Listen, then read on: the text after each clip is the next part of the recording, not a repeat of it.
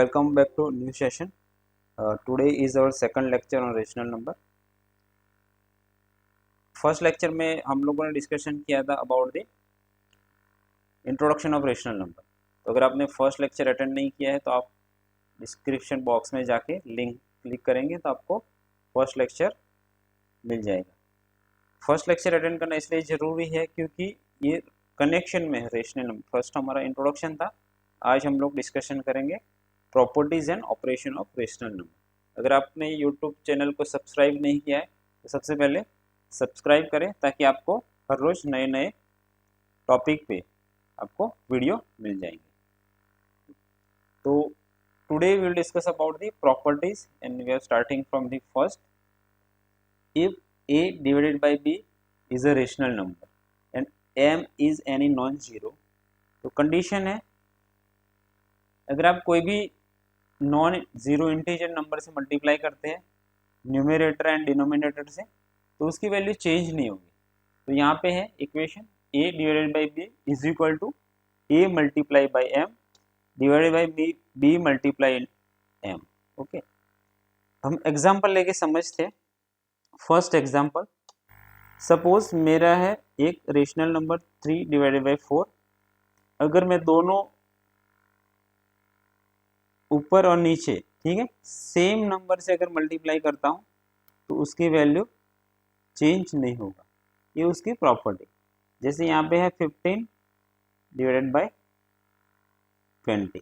ठीक, आप अगर फर्दर एक्सपांड करेंगे तो इस 5 को कैंसिल कर सकते, तो आपको अल्टीमेटली फाइनल वैल्यू मिल जाएगी 3 डिवाइडेड बाई 4. मैं सेकंड एग्जांपल लेता हूँ, जिसे -4 डिवाइडेड बाई 5. ये आपका एक रेशनल नंबर है. अगर उसको मैं मल्टीप्लाई करता हूँ सेम नंबर से -4 तो आपको आंसर मिलेगा यहाँ पे 16 डिवाइडेड बाई -20. ठीक है, ये भी वैल्यू चेंज नहीं होगी. थर्ड अगर एग्जांपल लेते हैं -3 डिवाइडेड बाई 5. ठीक है, अगर मैं मल्टीप्लाई करता हूँ 3 इंटू 7 डिवाइडेड बाई 5 इंटू 7, ऊपर नीचे में सेम नंबर से अगर मल्टीप्लाई करता हूँ तो मुझे आंसर मिलता है -21 और नीचे 35. ठीक है, तो एक ये प्रॉपर्टी है, if the numerator and denominator of rational number is multiplying by the same number. Condition क्या है, नॉन जीरो इंटीजर. अगर डिनोमिनेटर जीरो होता है तो आपकी वो अनडिफाइंड नंबर हो जाएगा या इनफाइनाइट, अगर लिमिट्स में अगर हम बात करें तो. ठीक है, तो ये कंडीशन हमेशा याद रखनी है, नीचे जीरो नहीं आना चाहिए. The rational number remains unchanged. All the rational number thus formed are called equivalent rational numbers. तो ये फर्स्ट प्रॉपर्टी हो गई, मल्टीप्लाई करेंगे तो. सेकंड प्रॉपर्टी है, if a divided by b is a rational number and m is any non zero integer. a divided by b is equal to a divided by m and b divided by m. तो अगर ये आप करेंगे तो आपकी value change नहीं होगी. हम एग्जाम्पल समझते. सपोज मैं लेता हूँ 20 डिवाइडेड बाई 60. ठीक, ये मेरा एक रेशनल नंबर है. अगर मैं डिवाइड करता हूँ जैसे 20 डिवाइडेड बाई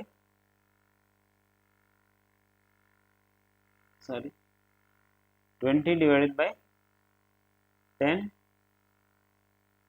60 डिवाइडेड बाई 10, यहाँ पे आपको आंसर मिलेगा 2 डिवाइड बाई 6. ठीक है, फिर वैल्यू चेंज नहीं हुई.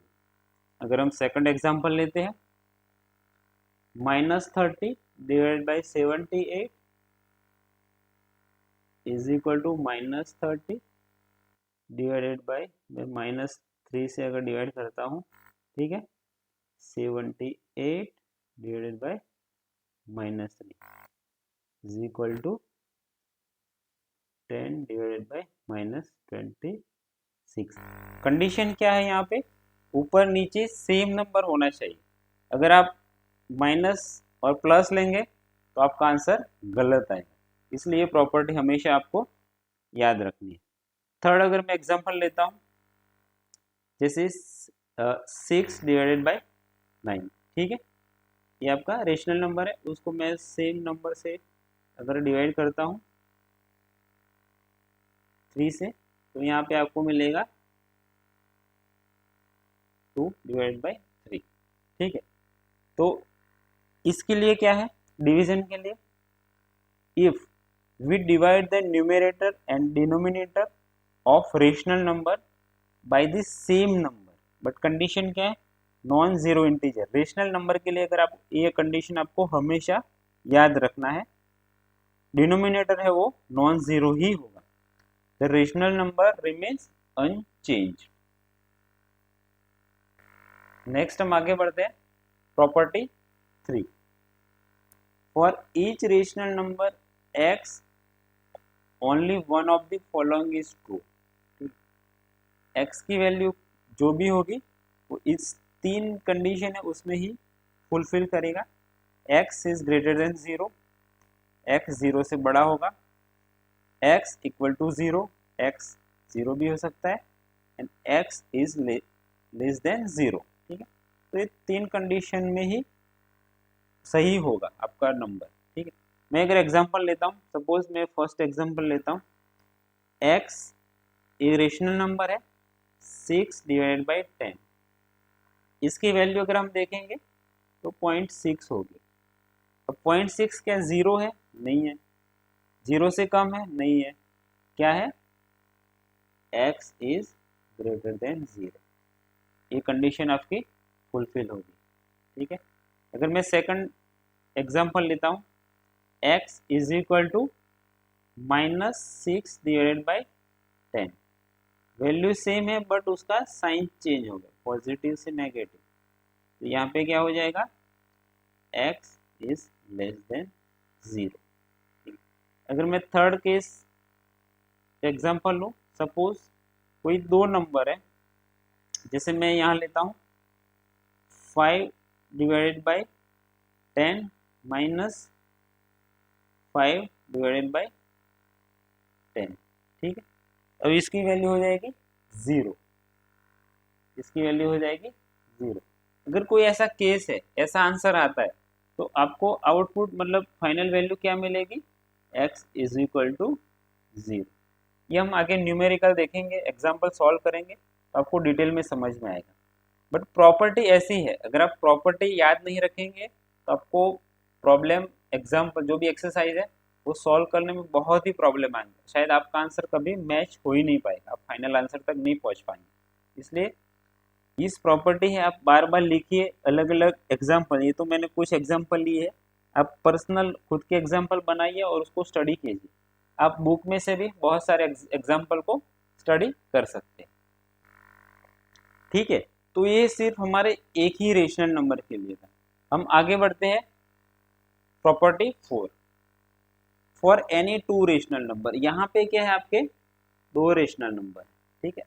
जो लास्ट हमने देखा था वो वहां पे एक ही रेशनल नंबर था, दैट इज x, बट यहाँ पे any 2 rational number x and y, exactly one of the following is true, x is greater than y, x y से बड़ा हो सकता है, x इक्वल टू y, दोनों सेम हो सकते हैं।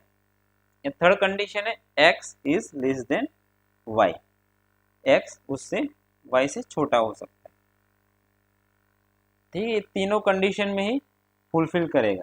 अगर मैं कोई एग्जांपल आपको बताऊं, जैसे माइनस, सपोज x है मेरा -3 डिवाइडेड बाई 5 है, एंड y है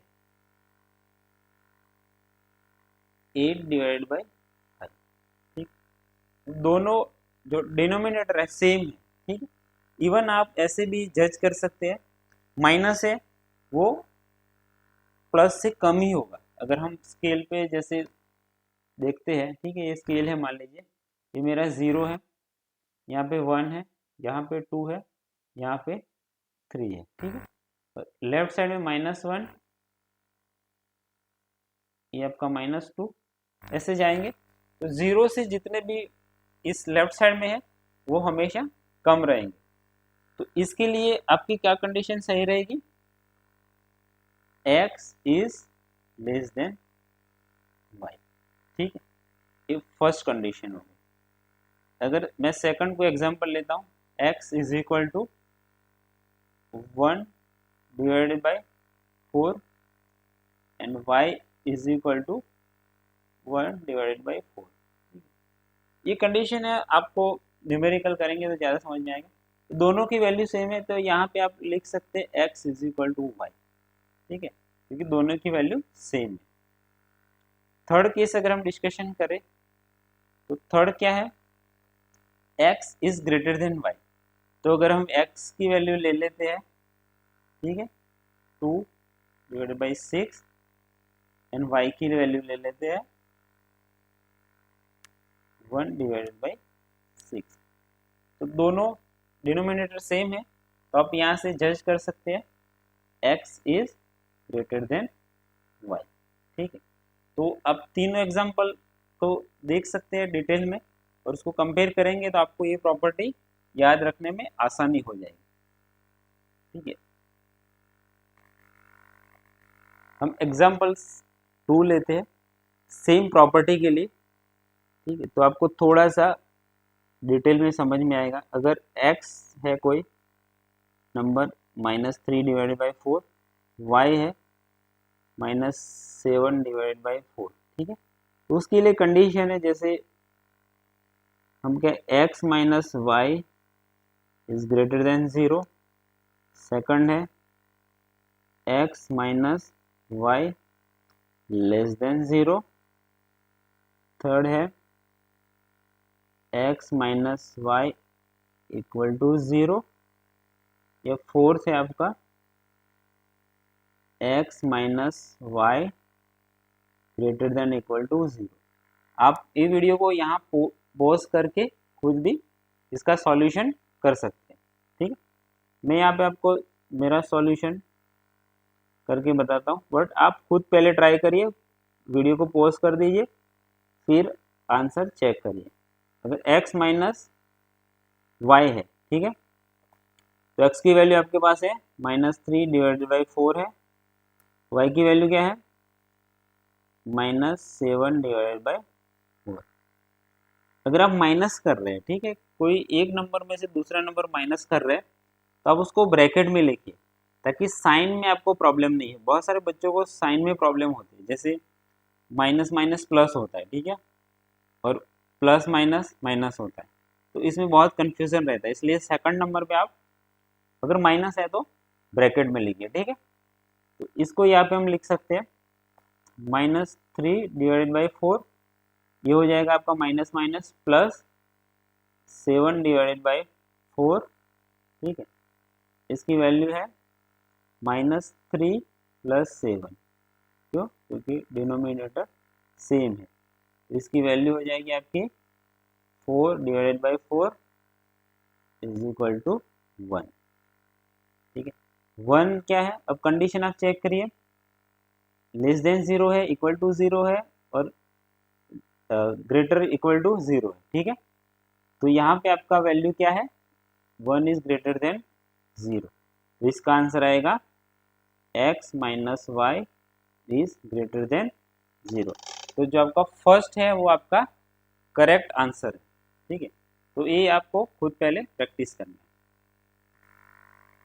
ठीक है। सेम एग्जांपल अगर मैं x और y की वैल्यू एक्सचेंज कर दूं, जैसे x is equal to -7 divided by 4, y is equal to -3 divided by 4। अब वो जो लास्ट हमने 4 कंडीशन चेक की थी, सेम यहाँ पे हम चेक करते हैं कि x माइनस वाई की वैल्यू क्या होगी, ठीक है।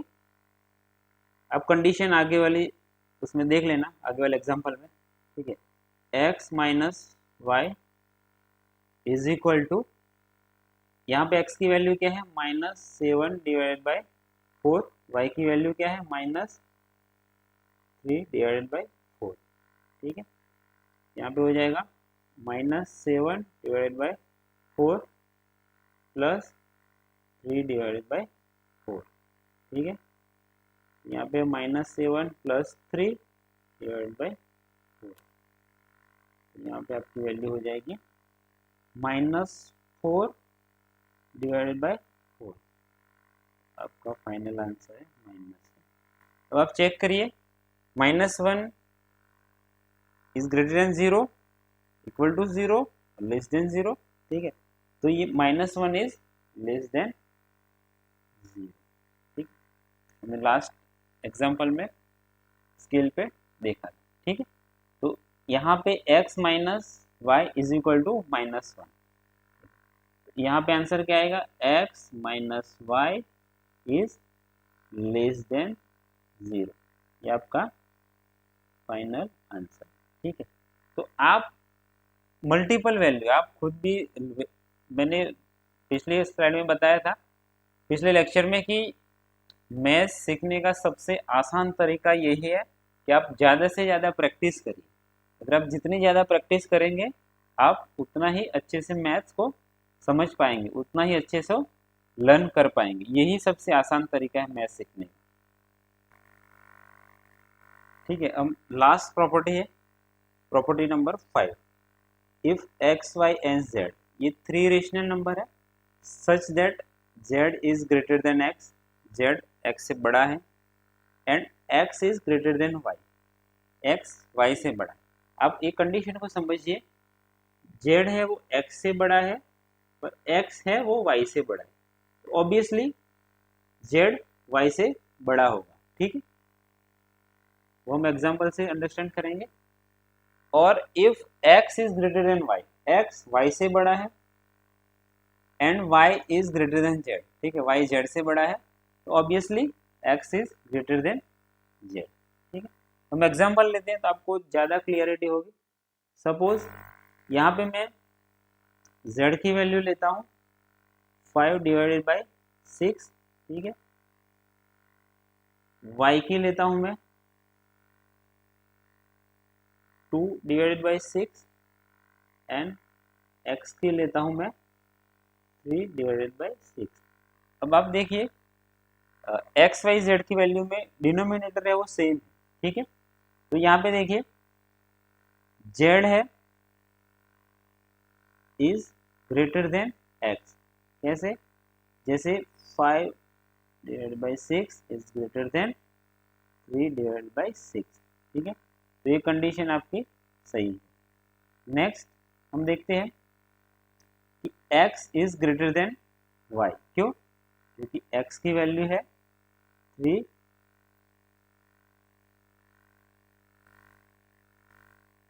x की वैल्यू क्या है 3 डिवाइडेड बाई 6, एंड जो y की वैल्यू है वो 2 डिवाइडेड बाई 6, तो यहाँ पे आपका x इज ग्रेटर देन 5। अब हम लास्ट कंडीशन चेक करते हैं, z is greater than y, तो z की वैल्यू पुट करते हैं पहले 5 डिवाइडेड बाई 6, ठीक है, is greater than y, y की वैल्यू है 2 डिवाइडेड बाई 6। तो आप सभी वैल्यू पुट करेंगे तो आपको समझ में आ जाएगा, अगर x भले z से छोटा है बट y से बड़ा है, इंटरमीडिएट वैल्यू है, ठीक है, तो आप लिख सकते हैं z is greater than y, ठीक है, ये आप लिख सकते हैं। हम सेकंड एग्जांपल कोशिश करते हैं ताकि आपको थोड़ा सा ज़्यादा क्लियरिटी हो। जैसे मैं वैल्यू लेता हूँ x is equal to 5 divided by 10, y is equal to -5 divided by 10, and z is equal to 7 divided by 10, ठीक है। Which of the following will be true, आपको देखना है, पहले चेक करना है। ये है आपका x is greater than y, B condition है y is greater than z, and C condition है z is less than x, ठीक है, sorry z is less than x। तो आप वीडियो यहाँ पॉज करके खुद पहले आंसर ढूंढिए, फिर आंसर को कंपेयर करिए, ठीक है। तो यहाँ पे हम देखेंगे क्योंकि सभी के डिनोमिनेटर सेम है, तो हम चेक कर सकते हैं कि x is greater than y, x की वैल्यू y से ज़्यादा है, yes x is greater than y, ठीक है। अब सेकंड है x is greater than z, तो ये ट्रू है, ठीक है, ट्रू फर्स्ट। सेकंड हम चेक करते हैं x is greater than z, नहीं है, क्यों, क्योंकि 5 इज लेस देन 7, तो ये ट्रू नहीं, ठीक है। नाउ थर्ड चेक करते हैं हम लोग, y is greater than z, y is greater than z, तो ये भी नहीं, ठीक है। z is greater than y, yes z is greater than y, ठीक है। And x is greater than z, नहीं है, ठीक, but z is greater then x, z is greater then x, ठीक। तो ये आपका, अगर इसको आप कंपेयर करेंगे सारी वैल्यू, तो आपको आंसर फाइनली मिलेगा x is greater than y, ठीक है। तो ये आपका फाइनल आंसर है। तो आपको ये प्रैक्टिस करना है सबसे पहले। अगर इसमें कोई भी आपको डाउट या क्वेश्चन हो तो आप मुझे कमेंट बॉक्स में ज़रूर लिखें, ताकि हम लोग इसके ऊपर डिस्कशन कर सकते हैं। नेक्स्ट टॉपिक हमारा रहेगा properties of addition for rational number. तो नेक्स्ट ये कंटिन्यूशन में ही रहेगा। तो आइए लेक्चर हम यहाँ पे कंप्लीट करते हैं। Thanks for watching video, see you in next lecture, good bye.